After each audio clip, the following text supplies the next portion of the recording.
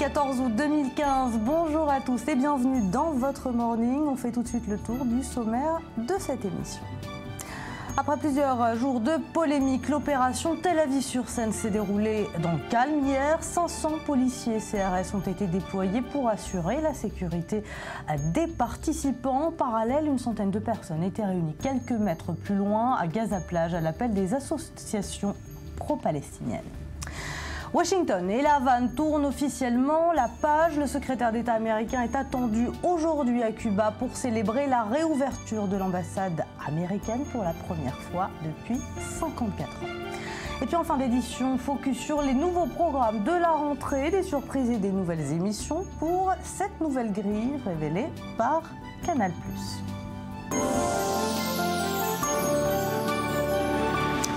Voilà pour le sommaire. Bienvenue à tous. Dans peu de temps, le drapeau américain flottera sur la Havane pour la première fois depuis 1961 à l'occasion de la visite historique du secrétaire d'État américain John Kerry à Cuba et de la réouverture officielle de l'ambassade des États-Unis sur l'île. Reportage. Un peu partout sur la Havane, les Cubains dressent leur drapeau. Dans peu de temps, le secrétaire d'État américain John Kerry sera là et le drapeau des États-Unis flottera lui aussi dans le ciel cubain. Ce sera la première fois depuis le 3 janvier 1961. Une visite historique, Kerry va officiellement rouvrir l'ambassade des États-Unis. Celle de Cuba a été réouverte à Washington en juillet dernier. Les deux pays reconnaissaient alors qu'il y aurait encore beaucoup d'efforts à faire. Ne vous méprenez pas. Le processus de complète normalisation des relations entre les États-Unis et Cuba va continuer.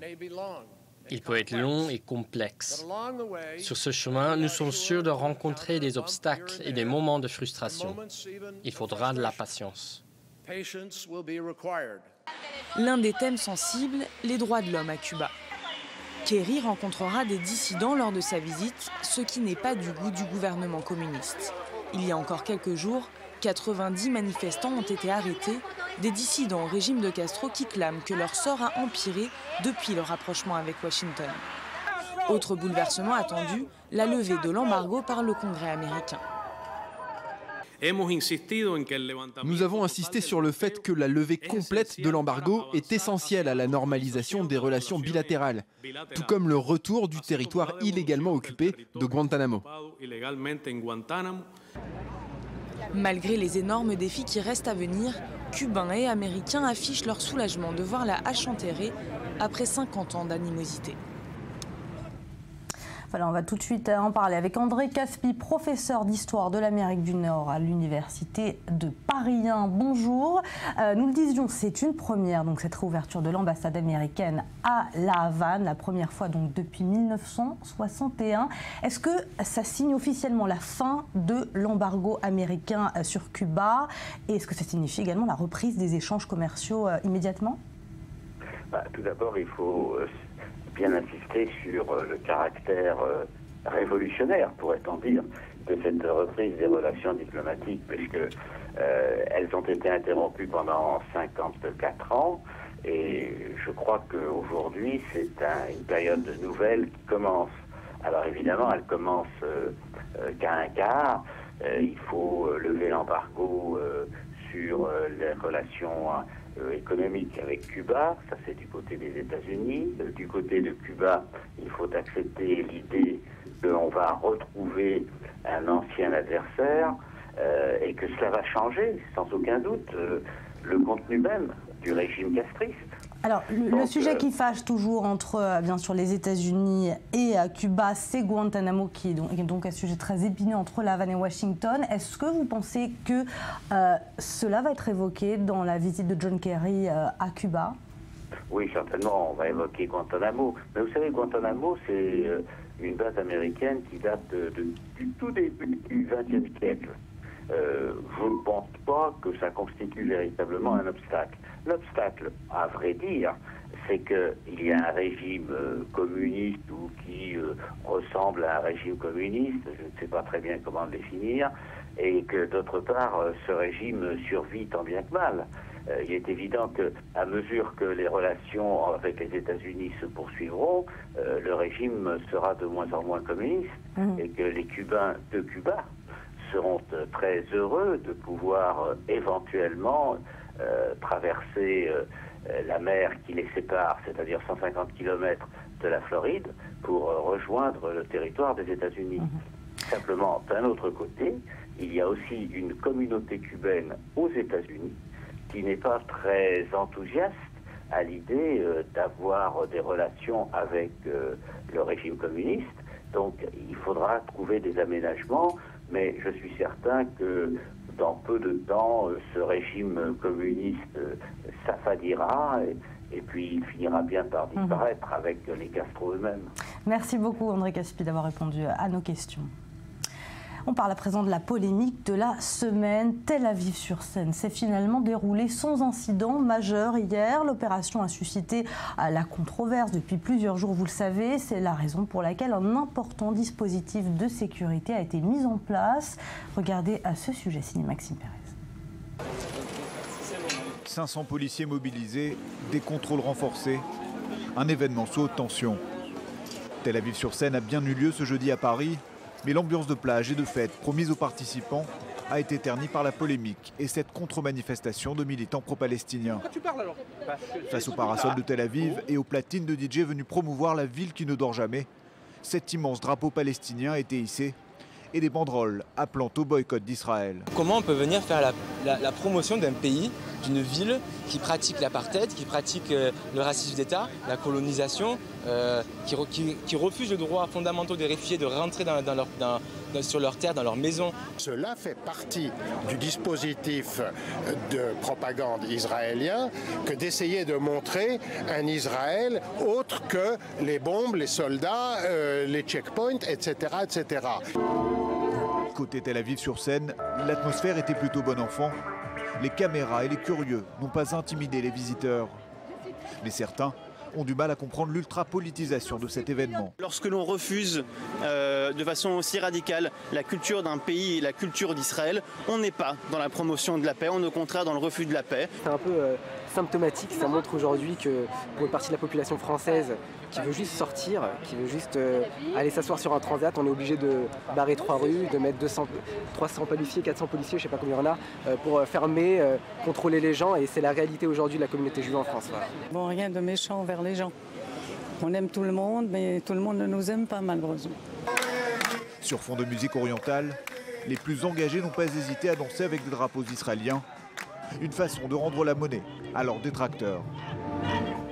Alors, on va en parler avec vous, Nicole Gage. Bonjour. Vous êtes présidente de la Fondation France-Israël. D'abord, est-ce que vous pensez que la mairie de Paris et le gouvernement ont une bonne gestion de cette polémique ces dernières semaines? Oui, d'abord, une très bonne initiative. Je suis arrivée dans le studio en longeant la plage de Tel Aviv et effectivement, je peux imaginer comment la maire de Paris, Anne Hidalgo, a pu avoir l'idée eh bien, d'associer cet aspect festif que nous voyons en Israël à ce qui se passe, à cet événement annuel sur la plage de la Seine.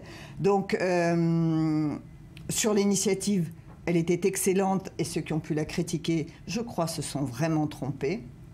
Pour ce qui est de la gestion, eh bien, la mairie ni le gouvernement n'ont reculé et je leur en sais gré. Ce que je déplore simplement, c'est que ces détracteurs qui, en utilisant cette forme de propagande sur les réseaux sociaux, ont quand même gâché la fête. Parce que ça aurait pu être bien plus festif que ça. Mais la mairie elle-même quand même a fait une distinction, les autorités françaises d'ailleurs, entre Tel Aviv et le reste d'Israël, en disant que Tel Aviv était une ville ouverte, accueillante, etc., et qu'Israël était un gouvernement brutal. Est-ce que vous comprenez cette distinction? Non, je ne comprends pas cette distinction et je peux même dire que chacun le sait, je n'ai pas les mêmes positions politiques que celle du maire de Paris ou de la majorité actuelle en France.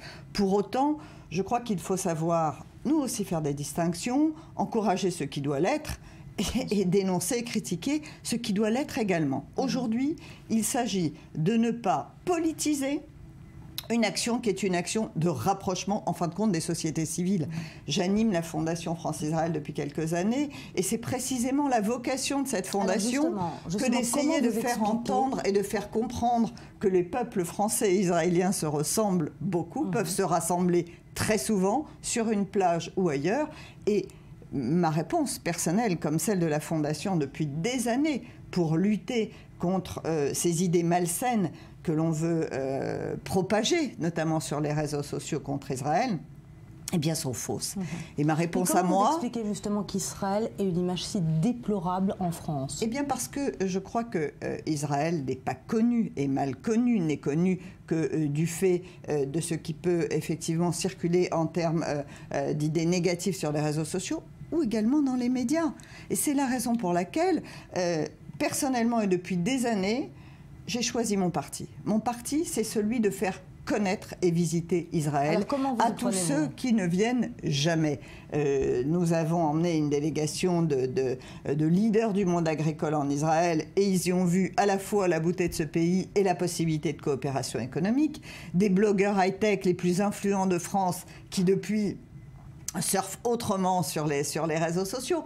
Et je pense que c'est une des solutions. Même si elle est de longue haleine, elle est absolument nécessaire. Est-ce que la vraie bataille, elle ne se fait pas aujourd'hui sur les réseaux sociaux, justement? Alors, justement, en ce qui concerne les réseaux sociaux, eh bien, on peut dire que c'est pour le pire comme pour le meilleur, les réseaux sociaux. Alors, il faut savoir canaliser, il faut savoir analyser, et je crois que les médias, notamment, peuvent avoir un rôle de régulateur, peuvent faire en sorte de ne pas diffuser, envenimer, augmenter des polémiques en y attachant trop d'importance et en communiquant trop dessus. Si on regarde aujourd'hui ce qui s'est passé, on s'aperçoit que, certes, les réseaux sociaux se sont enflammés, mais combien de personnes à l'origine de tout cela? Combien d'individus se sont réellement acharnés sur les réseaux sociaux, comme on peut le dire?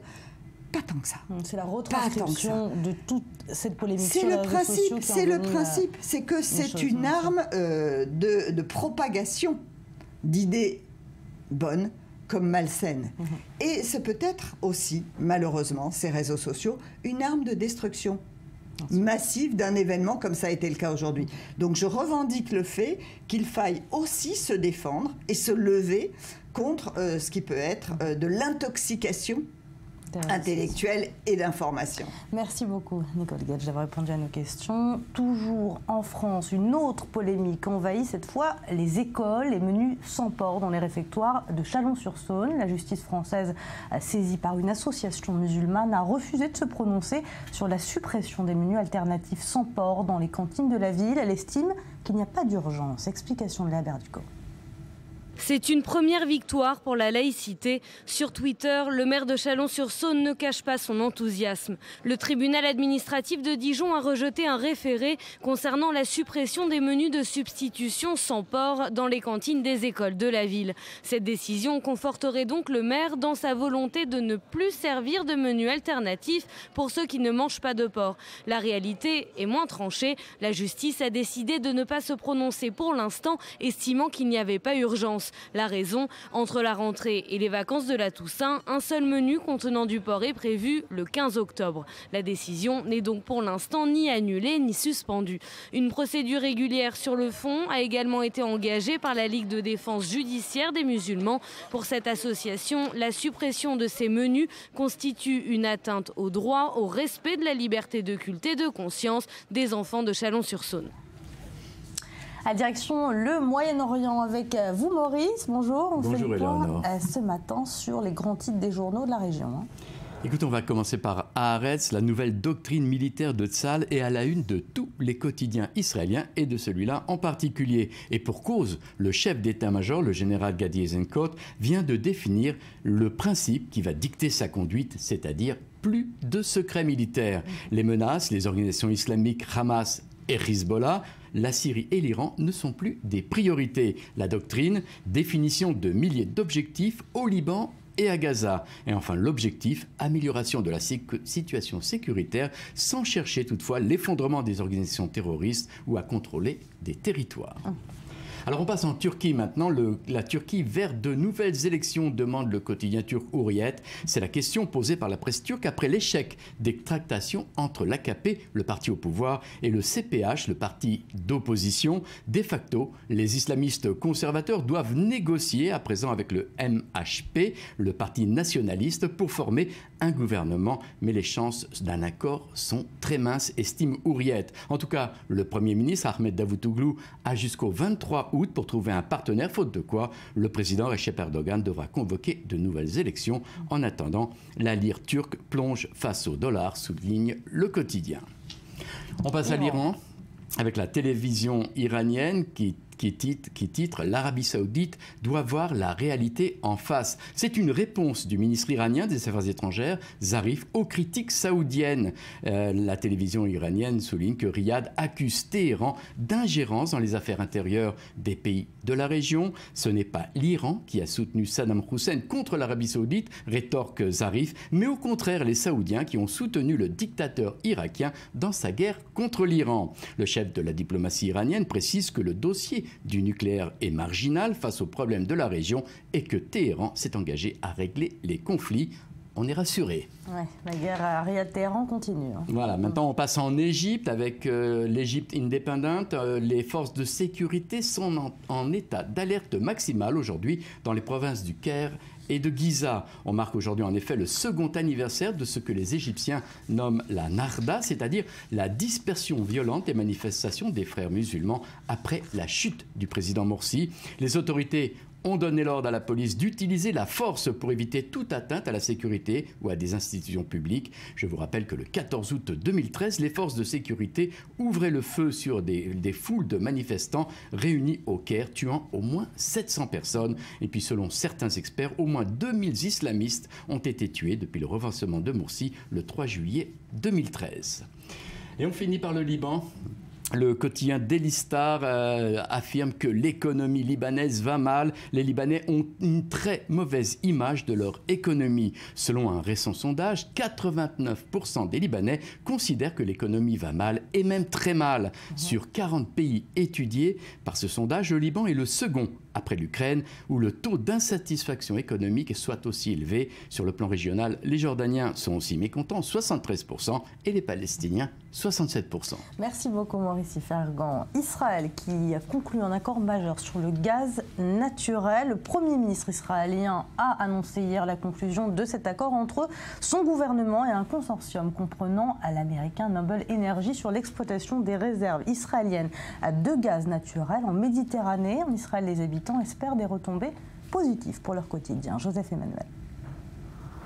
C'est un accord majeur que vient de conclure Israël, un accord sur le gaz naturel. Le Premier ministre israélien l'a annoncé ce jeudi et c'est la conclusion de longs mois de négociations entre son gouvernement et un consortium comprenant l'américain Noble Energy, un accord de plusieurs milliards de dollars. Je remercie le ministre de l'Énergie pour cet accord qui va rapporter des centaines de milliards aux Israéliens dans les années à venir. Des milliards de dollars pour enfin peut-être répondre aux exigences des Israéliens sur la vie chère. Je vais montrer cet accord à mon gouvernement dimanche. Je suis certain que nous allons le faire passer à une grande majorité. Et ainsi nous allons contribuer à la réduction du coût de la vie pour les citoyens israéliens. C'est en 2010 qu'Israël découvre deux importants champs gaziers en Méditerranée, à 130 km de ses côtes. Les enjeux sont multiples, économiques, géopolitiques, le Liban, Chypre ou même Gaza revendiquent la propriété, mais les enjeux sont surtout internes. Les 238 milliards de mètres cubes des deux champs gaziers offriront à Israël une indépendance énergétique, mais également des possibles effets secondaires. Nombreux sont les pays d'Afrique et du Moyen-Orient à avoir été touchés par ce que les économistes appellent la maladie hollandaise. Du fait d'immenses réserves de pétrole ou de gaz, la devise dévalue, les secteurs exportateurs sont laminés, la corruption et le clientélisme se développent à vitesse grand V face à la manne que représente cet argent facile. Mais le gouvernement israélien se dit conscient des dangers et il espère au contraire inverser le phénomène de la maladie hollandaise pour non seulement utiliser son propre gaz, mais également le vendre. Si le Moyen-Orient ne manque ni de gaz ni de pétrole, il ne manque pas non plus d'ironie.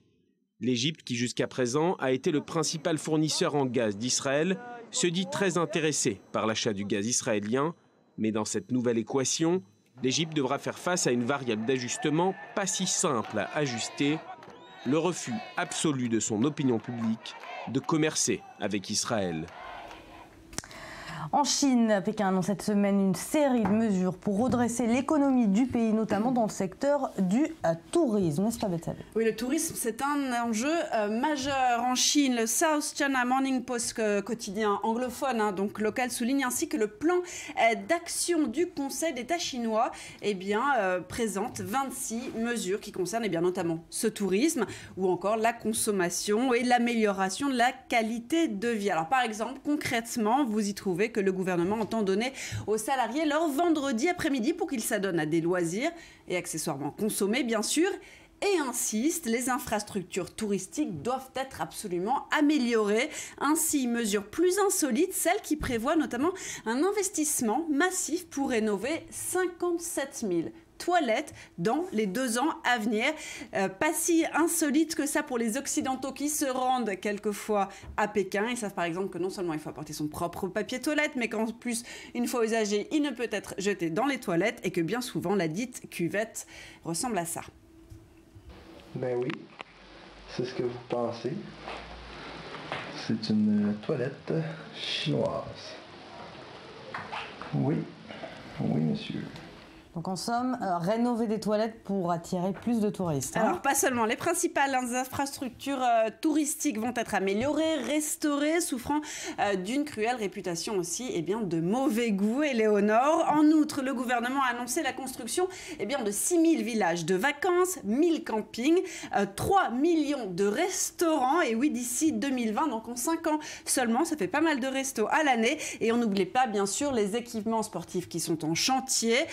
JO d'hiver 2022 oblige. Et puis un autre chantier qui reste à mettre en œuvre plutôt difficile, c'est l'hospitalité. Et oui, les touristes se plaignent régulièrement d'autres qui ne parlent pas anglais, qui n'ont pas les mêmes standards d'hygiène, on l'a presque vu, sans compter le racket dont ils sont souvent victimes. Alors vous ajoutez à ça une pollution qui est assommante et le prix du visa qui ne cesse d'augmenter, il est à 150 €.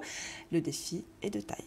Merci beaucoup Betsabe Salem. On en vient au dessin de la semaine avec vous, Michel Klitschka. Vous avez décidé de nous parler de Tel Aviv sur Seine, la polémique qui a enflammé les réseaux sociaux ces derniers jours. Mais là, j'aurais pu enchaîner sur Betsabe parce qu'on va aussi parler de la ces Chine, c'est vrai. à Tianjin. Et j'étais en Chine, et effectivement, c'est très marrant qu'ils vont maintenant axer leur activité sur les toilettes, parce que c'est vrai que c'est très folklorique là-bas. Et j'ai l'impression qu'il y a des Chinois qui vont commencer à regretter le communisme. Bon, bref, mais nous, on est à Tel Aviv sur Seine. Commençons par Tel Aviv sur Seine. Voilà, on est à Tel Aviv sur Seine. Alors, ce qui s'est passé, c'est que hier, j'ai regardé les infos sur France 2 hier soir, et on n'en a même plus parlé. C'est-à-dire, il y a eu un buzz qui a été fait par les opposants, dont BDS, qui ne sont pas des moindres, pour essayer de troubler la fête, pour la faire boycotter. Il y a des tribunes dans tous les médias, des gens se sont exprimés, il y a eu des interventions sur tous les sites radio, etc. C'était à la fois intéressant, un peu troublant. J'ai pas lu les réseaux sociaux. Moi, je tiens à ma santé mentale, je ne lis pas les réseaux sociaux. Et puis finalement, ça la leçon à retenir finalement de cette polémique, c'est que tout a commencé sur les réseaux sociaux et c'est ça qui a enflammé, qui a fait enfler cette controverse. C'est absolument, absolument. Et je pense que la position de la mairie de Paris, elle a été ferme, elle a été juste. Ça m'a quand même fait un petit peu sourire d'entendre dire que Tel Aviv était une ville ouverte. Et ce qui signifie, donc ça sous-entend qu'il y a, à part ça, il n'y a rien d'ouvert en Israël. Ouais. D'accord, c'est une espèce de manière de stigmatiser. Et j'étais interviewé hier sur Radio Suisse, et j'ai dit, vous savez, moi je suis de Jérusalem. Ben, il y a beaucoup de choses ouvertes à Jérusalem dont vous ne parlez pas. Il n'y a pas que Tel Aviv qui soit ouverte, qui soit la ville de la paix. Et ce n'est pas parce que c'est la capitale homo-lesbienne qu'elle est mieux que Jérusalem. Et tout Israël, c'est un seul et même pays. Bref. Alors toujours est-il qu'en vue de ce... Parce que ça, je l'ai fait pendant que la mayonnaise plutôt, était en train de monter. La moutarde aussi. Voilà, alors j'ai dessiné donc un petit morceau de plage sur les quais avec un gars qui vient se bronzer, comme on se bronze à Paris-Plage. Sur un drapeau palestinien. Voilà, et pour faire plaisir à tout le monde, les chaises longues, ce sont des drapeaux palestiniens. Il y a une manif de BDS, et il dit, j'ai l'impression qu'ils veulent déjà boycotter les Bronzés 4. Voilà, le film n'existe pas encore, il n'y a que 3. Voilà, et voilà, il y a une manif qui passe derrière les bouquinistes, là, dans la rue. Et finalement, c'est un peu ça, Paris-Plage. C'était une opération, on l'a présentée comme culturelle, elle n'a rien de culturel. C'est récréatif, d'accord, c'est quelque chose de gai, de joyeux. D'accord, mais le mot Israël maintenant, il suffit de dire un événement qui est lié à Israël, que ce soit du cinéma ou de la politique ou de l'économie. Il y a les obsessionnels anti-israéliens qui vont profiter de cette plateforme pour essayer de boycotter et pour parler des massacres et pour parler des crimes de guerre, etc. etc. Ouais, Donc il faut essayer de calmer le débat, voilà, absolument. Anime tout le monde. En Chine, à présent, voilà. On reparle de ces explosions spectaculaires, de ces images. Voilà, vous savez, ce n'est une information intéressante ou importante que dans la mesure où tous les médias l'ont reléguée, en fait.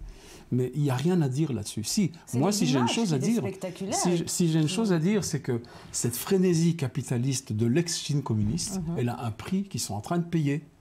Les gens ne peuvent plus respirer à Pékin. Les petites mains chinoises de l'industrie sont exploitées presque comme des esclaves. Le yuan est en train de tomber, il va falloir un peu qu'ils se calment, j'ai l'impression, les Chinois. Alors finalement, voilà, j'ai dessiné ce site dont on a vu la photo partout, donc, qui est un peu le port où étaient entreposées 10 000 voitures neuves dans des Renault ou des Volkswagen. Et il paraît qu'ils en font 10 000 par jour, donc ça nous donne un peu une proportion de ce qui se passe en Chine. Et dit voilà, on a prouvé que la Chine était numéro 1 mondial dans tout, même dans les désastres et les catastrophes et le manque de normes. Voilà. Il faudrait l'inviter à Paris-Plage, ça la remettra en cause un petit peu la Chine. Bonne idée. Allez, on finit avec l'annonce de Google que personne n'a vraiment bien compris. Voilà, alors moi non plus, je ne l'ai pas très bien compris, seulement le hasard a voulu que l'annonce tombe dans la semaine où on parle du porc en France. Alors il y a des éleveurs de porc qui veulent... Allez, 2 en 1. Voilà, qui parlent des normes du prix du porc sur le marché européen. Et il y a le porc dans les cantines, notamment à Chalon-sur-Saône. Et moi, je ne peux pas m'en empêcher, vu que je suis dessinateur de presse. J'ai eu l'image d'un gros porc, d'accord, avec des petits porcs qui sont ses enfants. Et évidemment, on voit à l'avant-plan, on voit Google. Mais maintenant, la maison mère, maintenant, elle va s'appeler... Alphabet, qu'est-ce que ça va changer? Je ne sais pas, j'ai rien compris à ça. Mais n'empêche que ça fait une image comique et n'en déplaise à Alphabet. Merci beaucoup, Michel Kichka. Merci Betsabe Salem. À suivre dans un instant, vous saurez tout sur les nouveautés de la rentrée. Canal+ dévoile sa grille et réserve, vous allez le voir, quelques surprises. C'est juste après le journal présenté par Elsa Nini.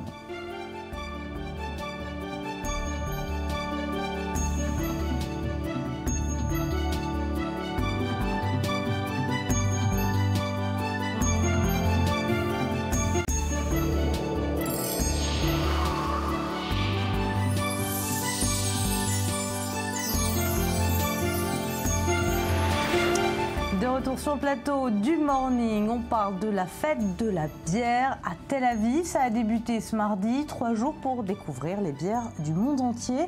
Benjamin Leossoff a pris beaucoup de plaisir à y assister. Regardez. Des blondes, des brunes, des ambrées, il y en a pour tous les goûts. Depuis mardi, l'ancienne gare de Jaffa se donne des airs de Bavière. Le quartier chic de Neve Tzedek s'encanaille pour la 4e édition de la fête de la bière. 3 jours pour découvrir plus de 200 bières du monde entier. Animation culinaire, concerts, décorations, les grandes marques profitent de l'événement pour séduire le public israélien. La bière, la boisson alcoolisée la plus populaire du monde, est mal implantée en Israël. On ne boit pas tant de bière que ça en Israël. La moyenne est autour de 14 litres par personne et par an. Donc ça n'est pas beaucoup. Mais de plus en plus de gens ici s'ouvrent à de nouveaux types de bières, à de nouvelles saveurs. Ils testent de nouveaux produits. À titre de comparaison, les Tchèques, qui détiennent le record en la matière, consomment plus de 156 litres par an et par habitant. La fête de la bière de Tel Aviv est aussi l'occasion de découvrir de petits brasseurs locaux, comme celle qui produit la bière Isis. Située à la frontière entre l'Égypte et la bande de Gaza, la bière peut se flatter d'un nom pour le moins inattendu. Isis, c'est la déesse égyptienne de la fertilité. Et comme nous vivons à côté de la frontière avec l'Égypte, c'était un bon nom pour nous. Et c'était bien longtemps avant cet État islamique. Mais c'est de la publicité gratuite, c'est bon pour nous. Si les Israéliens consomment peu de bière, le prix du breuvage est peut-être une explication. Ici et là, la pression monte. Comme par le passé pour les produits laitiers, des voix s'élèvent pour dénoncer le prix extravagant de cette boisson. Selon le classement du site GoEuro, Tel Aviv serait la 3e ville la plus chère du monde, juste derrière Hong Kong et Genève. Avec des salaires moyens bien inférieurs à ceux de ces 2 villes, le prix de la boisson explose. En Europe ou aux États-Unis, c'est vraiment bon marché. Dans certains pays en Europe, c'est moins cher que l'eau, la bière. La matière première, les taxes et les gens qui ne boivent pas tant que ça. Si tous les gens buvaient plus, tous nos coûts diminueraient. Les fêtes comme celle-ci se multiplient un peu partout en Israël. Un événement similaire se tiendra dans 2 semaines à Jérusalem. Prosélyte, les compagnies brassent un public toujours plus large. Et qui sait, peut-être un jour, la fête de la bière tutoiera celle de Munich, la Mecque des amateurs de bière. Marie Chek, bonjour. Bonjour. Comme chaque semaine, vous venez nous parler d'une exposition ou d'un projet artistique qui a attiré votre attention. Cette semaine, c'est les nouveaux Barbizons de New Barbizon, un groupe d'artistes très féminins fondé par une certaine artiste russe, Natalia Zorbov, c'est ça? J'ai bien tout résumé? C'était presque parfait. Elle a été fondée par Zoya. Et toutes les 5 ont un nom qui se termine par un A. Zoya, Olga, Nadia. Des Russes. Donc, je fais un petit peu récapitulons. Qu'est-ce que c'est le New Barbizon? Il y a une école d'artistes qui sont sortis du studio il y a 100 ans en France, en dehors de Paris. Et ils ont décidé de peindre la nature, de peindre dehors, de regarder les phénomènes sociaux et toucher les lumières différentes. Donc, on sort du studio et ça s'appelle l'école de Barbizon.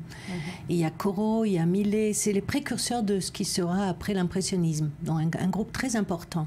Et ces filles décident de s'appeler New Barbizon. C'est assez daring. On est en Israël, on n'est pas à Paris. Et elles décident de se former. Donc 5 artistes russes qui parlent en russe, qui vivent chacune... Qui ont émigré en Israël dans les années quand elles avaient entre 10 et 20. Donc elles ont étudié la peinture en Russie. Donc elles ont une formation académique absolument magnifique, ce qu'ici à 30 ans on peut avoir, elles ont eu déjà à l'âge de 15 ans. Des coups de pinceau, de couleurs, elles savent traiter les tableaux, oui, avec plaisir. Voilà. Alors ce qui est extraordinaire, c'est elles sont sorties dehors, elles décident de peindre dehors. Mais pas seulement dehors dans le beau Tel Aviv ou le beau Arad, mais dans des endroits de confrontation, ou de pauvres, là, c'est la mémoire de Zoya, celle qui a créé le groupe, de sa jeunesse. Elle est enceinte, elle ne peut pas bouger du lit, et elle récapitule sa jeunesse. La grosse mère avec la poitrine, la pastèque, c'est incroyable. En Russie. Donc c'est un diary. Cette femme-là, Zoya, est en train de faire un vrai diary qui va devenir un livre d'ailleurs. C'est très personnel en fait. C'est très personnel. On a l'impression que c'est un peu comics, mais en fait c'est des vraies peintures sur papier. Toute cette série est sur papier. Et si vous voyez les détails, il y a tellement d'humour, il y a tellement d'humilité, il y a tellement...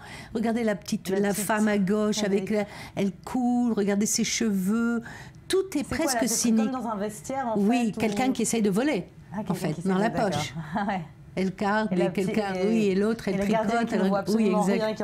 Il y a toujours un humour.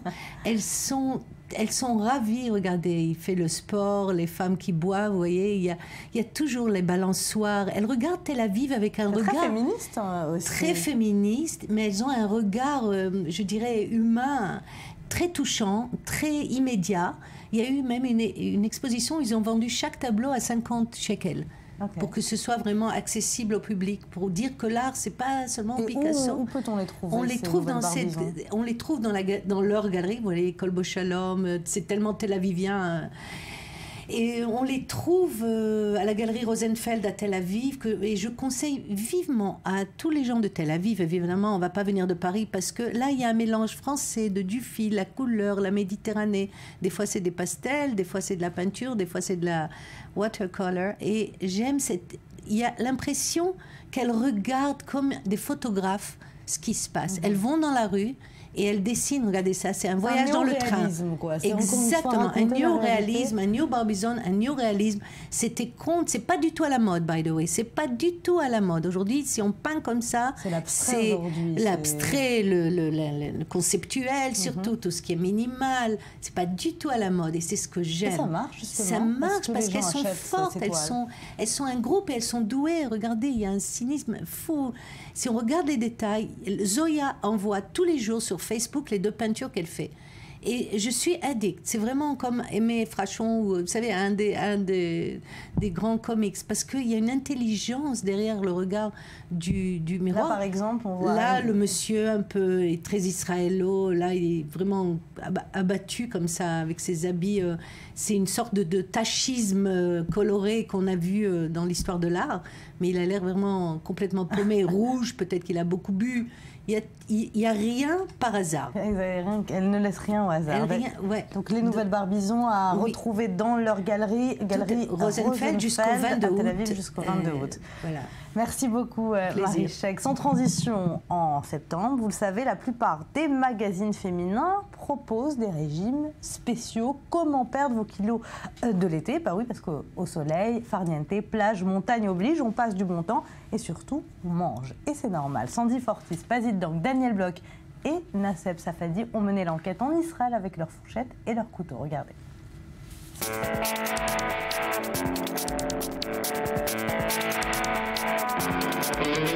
En été, il fait beau, il fait chaud, il fait même très très chaud. Palmiers, plages, sable fin, tout est bon pour les touristes, tout, y compris les plaisirs gourmands. Quand on est en vacances dans un pays tropical ou en plein Moyen-Orient, dans un hôtel haut de gamme ou dans un restaurant gastronomique, la question se pose, que manger quand dehors il fait 40 degrés? Le menu d'été, c'est de la nourriture fraîche, légère, joyeuse, beaucoup de couleurs, différentes textures, mais ça doit être léger. La légèreté, c'est ça le mot-clé. À Tel Aviv comme à Eilat, en été en Israël, la température atteint des records. Les chefs des grands restaurants doivent redoubler d'imagination pour élaborer des menus frais et légers pour satisfaire leur clientèle. Un défi d'autant plus difficile à relever quand par exemple la viande est la spécialité du restaurant. Notre spécialité, c'est le bœuf, donc la différence entre l'hiver et l'été n'est pas si grande. On change seulement des petites choses. L'été, les clients préfèrent les légumes frais, pas forcément cuits, comme la salade, beaucoup de légumes verts, pas trop d'huile, et plutôt des cuissons à la vapeur. Une viande produit phare qu'il faut donc alléger au maximum. En été, on va choisir un accompagnement plus léger. Si en hiver, j'utilise du vin rouge, en été, j'utilise du vin blanc. Je fais des sauces plus légères. Je ne choisis pas, par exemple, de pommes de terre ou d'autres légumes du genre qui nécessitent de longues cuissons, mais plutôt des ingrédients frais comme des légumes verts ou des tomates qui sont des légumes de saison. Nous sommes à 50 mètres de hauteur, sur une terrasse avec vue sur la mer et sur la ville. Le mot d'ordre du restaurant gastronomique de cet hôtel, c'est le light. Cru, cuit, vapeur, tout y passe. En été, notre cuisine est beaucoup plus légère. Moins de beurre, moins de crème, moins de cuisson longue, beaucoup de poissons, sous toutes ses formes. Ceviche, tartare, carpaccio, accompagné de yaourt, d'aubergines grillées, d'asperges, de concombres, beaucoup de citron vert. De la nourriture un peu épicée, tout ce que les clients aiment mais adapté à la saison. Une nourriture sexy, attirante mais avec un goût frais. Mais si les modes de cuisson sont fondamentaux, sans ingrédients rien ne marche. L'autre secret pour un bon menu d'été, les produits de saison. Les ingrédients d'été, tout ce qu'on trouve en Israël à cette période. Les tomates, j'adore les aubergines, alors j'en mets beaucoup dans mes plats. Les herbes fraîches, les Israéliens adorent ça. Les herbes fraîches, ce sont elles les ingrédients stars de l'été. Je les utilise dans tous mes plats. Je trouve qu'elles rendent les plats plus légers. Et pour les gourmands qui ne veulent pas changer leurs habitudes, il y a toujours des irréductibles. Nous n'avons pas de menu d'été, notre menu est le même toute l'année. C'est un menu qui existe depuis 20 ans, depuis que la cucina existe. Nous avons des clients réguliers qui ne peuvent pas résister à leur plat de crevettes ou à leur pizza, peu importe la température extérieure. Pizza, gratin et même soupe, certains ne sont donc pas prêts à abandonner leurs habitudes, même sous la chaleur de l'été. Une chaleur qui pousse toutefois le restaurant à s'adapter à la saison. Menu frais et léger, ingrédients de saison et surtout herbes fraîches. C'est le secret des grands chefs pour que leurs clients gardent la tête froide en toutes circonstances. Et ouais, c'est l'heure de la revue des médias avec et vous. Non pas du déjeuner. Et non pas du déjeuner, ouais, ça nous a donné envie quand même. Hein, ça nous a ouvert l'appétit. Oui. Revue des médias. Alors avec vous, Rudy, on parle de la nouvelle grille de Canal+, révélée il y a quelques jours hier. Oui, alors cette nouvelle grille de Canal, ça a été un petit peu le feuilleton de l'été. Hein. Changement de direction, reprise en main musclée de l'actionnaire principal et autonomé directeur des programmes Vincent Bolloré. Alors on connaissait les changements, mais on ne connaissait pas bien le contenu des nouveaux programmes. Et bien effectivement, c'est par des tweets que Canal+ a détaillé le programme que les téléspectateurs pourront découvrir alors ça, c'est le grand changement, fin août. Alors effectivement, là je passe sur ce qu'on savait déjà, comme les Guignols encryptés ou le Grand Journal piloté, vous le voyez, par Maïté Nabir-Rabin. Alors 3 vraies nouveautés sur la grille. Tout d'abord, l'hebdo d'Antoine Decaune, dont on a parlé, il sera baptisé Antoine s'en fiche, comprenez un jeu de mots, et le concept en fait est dans le titre, car l'animateur découvrira son show en même temps que les téléspectateurs. Voilà, donc il n'aura absolument pas préparé l'émission et il sera spectateur de sa propre émission. Et il y aura des happenings de comédiens renommés comme par exemple Fred Testo, l'ancien camarade d'Omar Sy.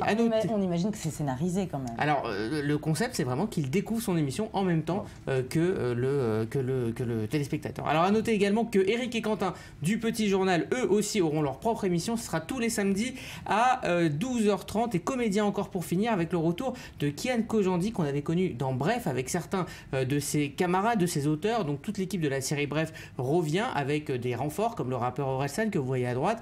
Ils écriront et joueront un programme court qui sera baptisé Bloqué. Donc voilà, on a joué la carte de l'humour, du divertissement pour attirer les nouveaux abonnés, ou sinon pour éviter de faire fuir ceux qui sont déjà pas très contents de tous ces chamboulements à la tête de Canal. Allez, on continue avec les Kardashians, la passion de notre chère Barbara, la famille Kardashian. Les fidèles du morning le savent, la grande passion de notre Barbara nationale, c'est bien Kim Kardashian, sa plastique, ses provocations, donc impossible d'échapper à son actu quand on travaille au morning. Et bien Barbara, si vous nous écoutez là où vous êtes en vacances, voilà ce qui pourrait arriver si un jour Betsabé, Cyril ou moi saturions totalement de Kim Kardashian. John Brand, animateur de l'émission Good Day Orlando sur Fox 35, en avait vraiment assez de Kim. Regardez ce qu'il a fait. Yeah, I'm having a good Friday, so I refuse to talk about the Kardashians today. You are on your own, Amy. I can't do it. I've had enough Kardashians. I can't take any more Kardashian stories on this show. Oh, I don't care. This family, I'm sick of this family. But do you think I can't take it anymore. Is there something psychological behind this? It's a non-story. It's a non-story. We're talking about this family every freaking day on this show. Nobody cares about this family anymore. I've had enough. It's Friday. I want to have a good Friday. I don't want to talk about the Kardashians. Voilà. Franchement, je le comprends. Il a craqué, il a quitté le plateau, il ne voulait plus parler des Kardashians. Cela dit, il a quand même présenté ses excuses sur sa page Facebook. Quelques heures plus tard, on va terminer avec 3 news médias en bref. Record d'audience pour le débat des primaires républicaines aux États-Unis. La joute verbale entre les 10 candidats a réuni 24 millions de téléspectateurs sur Fox News. C'est tout simplement le meilleur score d'un programme d'information sur une chaîne du câble dans l'histoire de la télévision américaine. De là à y voir un effet Trump, il n'y a qu'un pas. Les séries américaines n'en finissent pas de renaître après l'annonce du retour des séries X-Files et Twin Peaks. C'est au tour de Prison Break de revenir sur le petit écran. La Fox a annoncé le tournage de 10 nouveaux épisodes de la série carcérale pour 2016. Pour cette nouvelle saison, on y retrouvera les 2 acteurs originaux. Le cuisinier grande gueule star d'M6, révélé dans Top Chef, Norbert Terrer, sera bientôt héros d'un dessin animé. Après avoir eu sa propre émission et son one-man show, le chef apprendra à cuisiner aux 4-8 ans. Le dessin animé sera diffusé sur M6 et baptisé Les Petits Cuistots. Voilà, merci beaucoup Rudy. La nouvelle de la journée, c'est quand même le retour de Prison Break. Oui, je pense que ça vous a fait votre journée. Vraiment, merci beaucoup. Et merci à vous Marie-Chèque d'avoir été avec nous et merci à vous d'avoir suivi cette émission. Je vous donne rendez-vous ce lundi à 8h pour un nouveau morning. Excellent week-end à tous.